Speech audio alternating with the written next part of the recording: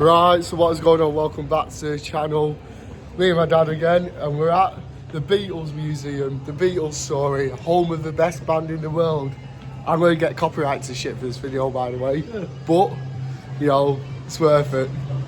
So we just had our photos taken down there on Abbey Road, got a little ticket, so at the end we will get to see our photos and probably buy them. So here it all begins, the Quarrymen, right behind you. John and Paul, the main founders here, started it. The Quarrymen, it was once called, and George Harrison later joined, followed by Ringo Starr, otherwise known as Richard Starkey.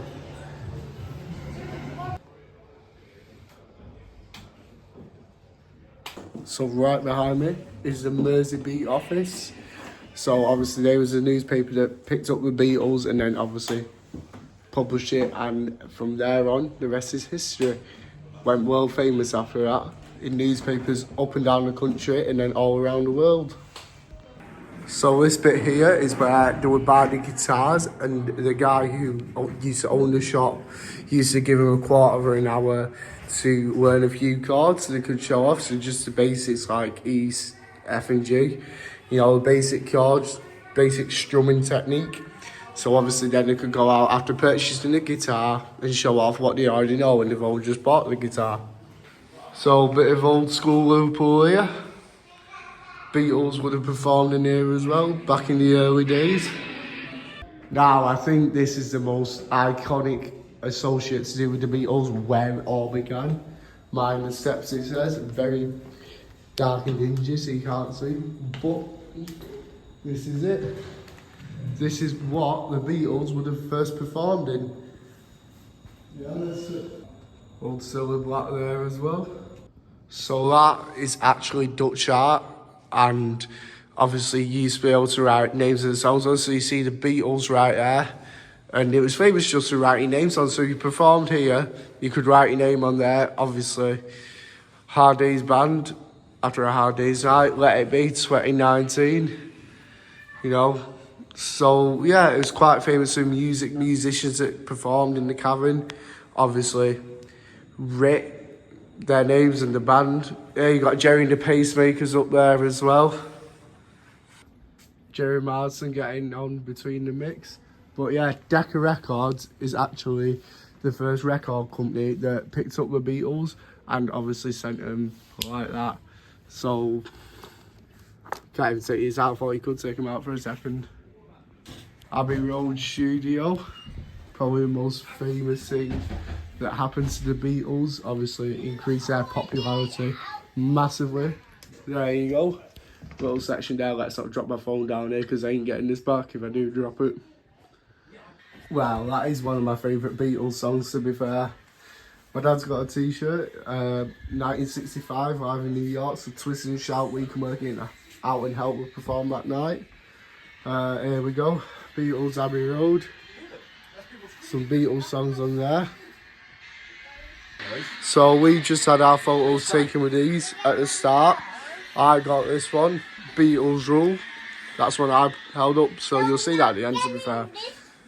But yeah, Beatlemania is here to stay. Now, there is a fifth Beatle. I'm joking, there ain't, but George Best was compared to the fifth Beatle back in the day, weren't he? Yeah. George Best was the fifth Beatle because he actually did look a lot like the Beatles, and obviously popularity rose to fame with George and the Beatles. So yeah, it's a little fact for you. George Best was named the fifth Beatle.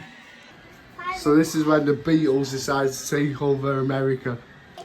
So the film 8 Days a Week is actually based in America, and this is what really set them off. This trip to America, performing songs like 8 Days a Week, Paperback Writer, We Can Work It Out, a lot was played, and this is what sent the Beatles in America to the next level. Some more from America there. Well, she's got a ticket to ride.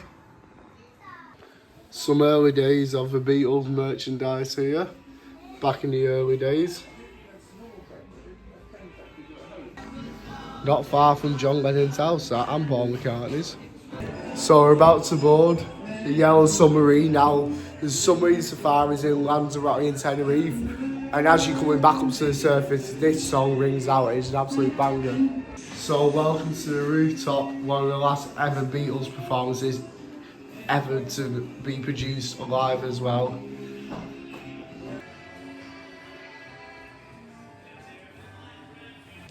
Shortly before John Lennon died, that photo got taken. Now this is one of the most iconic areas in this museum, sentimental as well, obviously, John Lennon's glasses. The ones that unfortunately got shot in, and Yoko Ono, you know, bless her, was left with all them. So that is the Beatles Museum over and done with. Now we're going to head up to the club shop. Obviously there's some merchandise here as well. But yeah, it's been good. Now time to spend all my money in the shop, eh? Well, me and my dad have bought up in the Beatles shop. He's got himself a shirt, Sergeant Pepper. I got myself a shirt, a hoodie, another shirt, a couple of beers, quite a lot of other stuff. I'll show you later. Well, that's the Beatles tour over and done with. Did you enjoy it? Yeah, very good tour, yeah. Excellent. It does go very fast to be fair, but I'm sure we spent quite a lot to be fair. Over 100 quid. Well, I don't know about him. Oh, He's probably spent more. 22. But yeah, going to show you, do a little haul later on. You know, show you what I've got, because I've got quite a lot to be fair, and I've got to carry these all around the city centre now. Fantastic. Right, so I'm in my parents' room. I'm going to show you what I've got from the Beatles shop. So first is the official souvenir guide. This I was supposed to pay £2.50, but the guy in the shop slipped it in for me, so fair play. This I got printed. I found it quite funny, to be fair. It's me and my dad, Yellow Submarine. Bit of Beatles history for you there. In this bag, I've got quite a lot, actually. So, the first thing is this Beatles Story t-shirt. In my size, which is a large. So, there it is. The Beatles Story. And I also bought a hoodie in the process. So, it's just the same, just a hoodie version. The Beatles Story.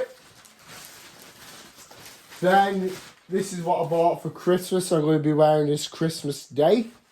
So, it is the Beatles on Abbey Road in Santa hats walking across. So, I'd see it and I had to buy it because, you know, coming up to Christmas, what else am I going to wear? In this bag, I have some Beatles beers. So we've got the Fab Four, the Yellow Submarine, and the Liverpool 8. All reference the Beatles songs. So I've got some Beatles beers that I'm going to do a review on pretty soon. In here, we've got some Hard Day Night socks. You know, one of the Beatles' most famous track album. It's been a hard day's night. In here we have a Beatles pop socket. And last but not least, we have the Beatles keyring. So that's just my little haul. You know, got some fantastic stuff here, as you can see. That's what happens when you go Beatles Museum and the shop afterwards. You end up spending a decent amount of money, and it's fair to say I have spent quite a lot. Those Beatles beers, £13 for 3 beers. It's a bit expensive, I can't lie. I'm looking forward to trying the Yellow Submarine one, though. I can't lie. Right, so it's the day after the Beatles Story tour. 36 for me and my dad, 20 for me as an adult and my dad because he's over 60. It was about £15 to £16 for him, which isn't too bad, to be fair. You can take your family, your friends, or whoever around the Beatles Museum. It is a must-do in Liverpool, as obviously the Beatles are practically Liverpool and Liverpool are practically the Beatles.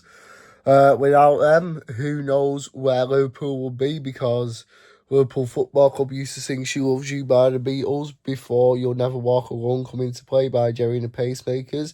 But yeah, it's located on the Royal Albert Dock, and you will spend a good fortune in that Fab Four store, I can't lie, especially if you are a huge Beatles fan. it does get pretty expensive indeed. But if you guys enjoy this video, remember to like, comment and subscribe if you haven't already. And I'll see you in the next video. Thanks for watching.